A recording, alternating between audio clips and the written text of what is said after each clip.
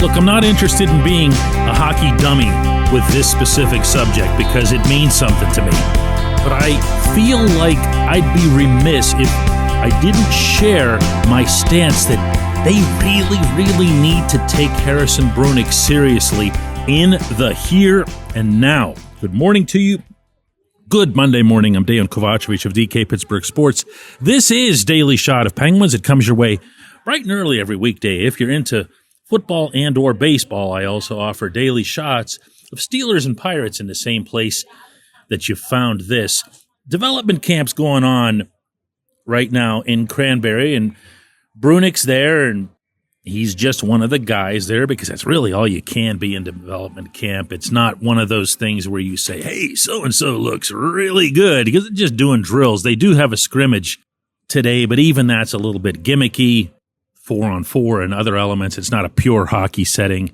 So don't get all literal in interpreting when anybody anywhere suggests that so-and-so is having some, awesome drill impressions at these things. It's just not how it goes. That said, what does matter is what Brunick's already done since the Penguins made him a second-round pick a couple of years ago, and he was, by the way, and will always be, part of the Jake Guentzel trade. That shouldn't be forgotten either. I pick up on too many fans referencing only Ville Koivunen and Vasily Ponomarev, and of course before that Michael Bunting. Whenever they talk about it, this kid might end up being the biggest piece of all.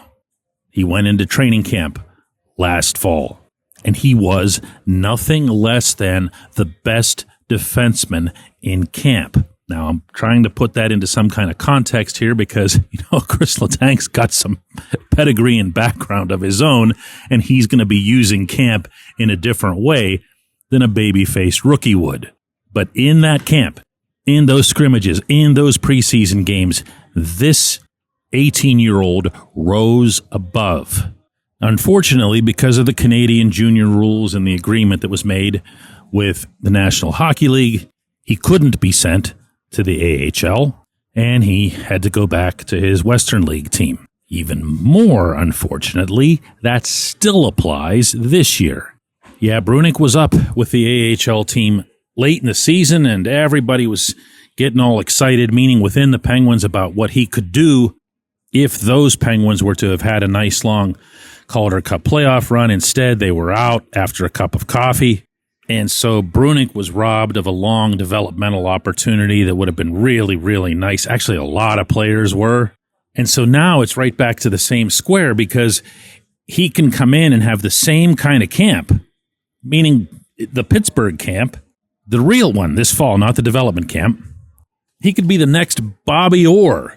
And chances are really good he's going to end up back in the Western League. And that's why I'm going to at least make this small, pathetic plea that if he does that again, keep him around for a little bit. There's a 10-game window in which you're allowed to take a look, and then the player has to go back.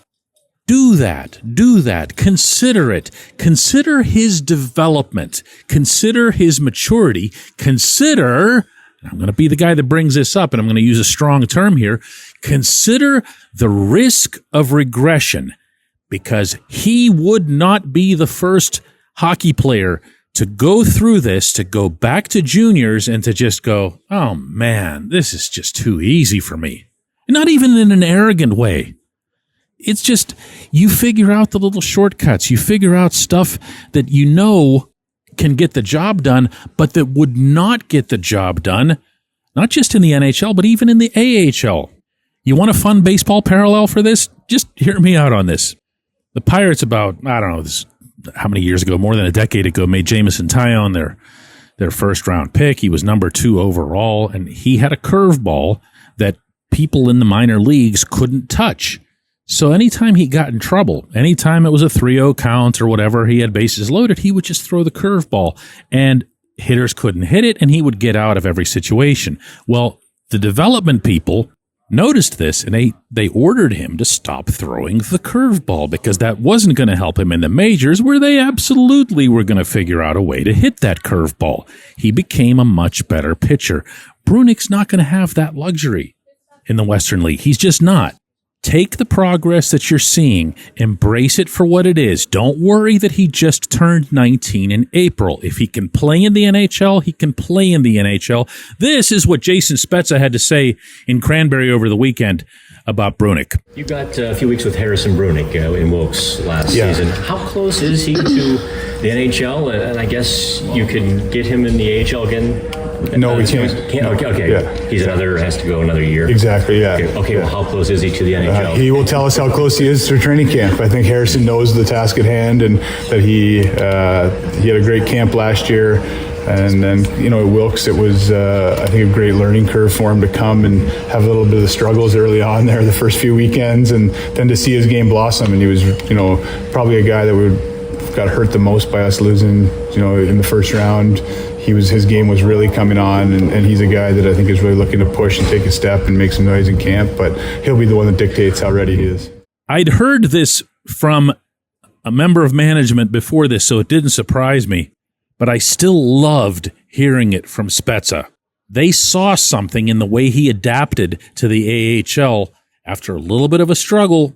As you heard, then he ramped up. Why? Figured out things that were working in the Western League, wouldn't work at this level. He would do the same thing in the NHL. This is a very, very talented young man. I don't want to see him rushed, but I also don't want to see him stunted. When we come back, J1Q. This episode is brought to you by Bet Online, your number one source for all your summer sports needs this season, from Major League Baseball, golf, NHL, NBA playoffs. Get the latest odds and lines, including all team matchups, player props, odds on just about everything that's out there. Head to the website today or use your mobile device to get in on the action. Bet Online, where the game starts.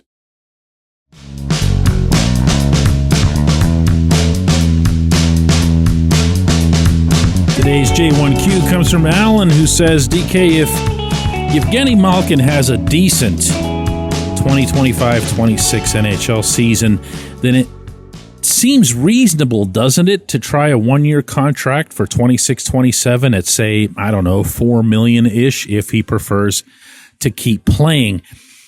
There is quite literally no decision that's been made on any side about anything. There hasn't been a preliminary decision. There hasn't been a preliminary notion. That applies to both the team and the player. And the truth is, that's probably where my answer should begin and end, out of respect to everything that Gino's done in and for Pittsburgh. Now, that said, the reasons, plural, for both of those things are the same, and that is that Gino might still go ahead and really play well and really enjoy really playing well. One favorite statistical activity I've had over the past couple of seasons is taking Gino's stats and comparing them to other number 2 centers in the NHL, because that's what he is. Technically, it's what he's always been, although he's really been more of a, 1A or 1B, however you'd want to characterize him. He's a second-line center by trade, and if you take his numbers, depending on how you happen to classify Leon Draisaitl, because he bumps back and forth all the time, Gino still outperforms and, from a productivity standpoint, outscores most, not all, but most second-line centers in the league, and he's doing so for $5 million. And he's doing so for a team that is not in any kind of cap crunch any longer, which is something I'm pretty confident in saying that people just aren't aware of, even some who follow the team closely. So let's say that he were to put together, I don't know, like a 70-point season, and he was healthy, and he still showed those bursts through the neutral zone, still showed that he could do that Gino stuff, still could be a factor on the power play, even if it's the second unit, and you can get that value and extend that legacy and extend that legend.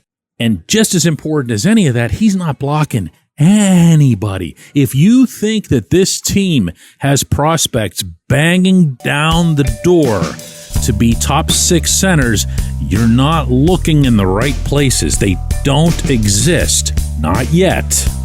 So is it possible? Yes. Am I going to predict it? No. I appreciate the question. I appreciate everybody listening to Daily Shot of Penguins. We're going to do another one of these tomorrow.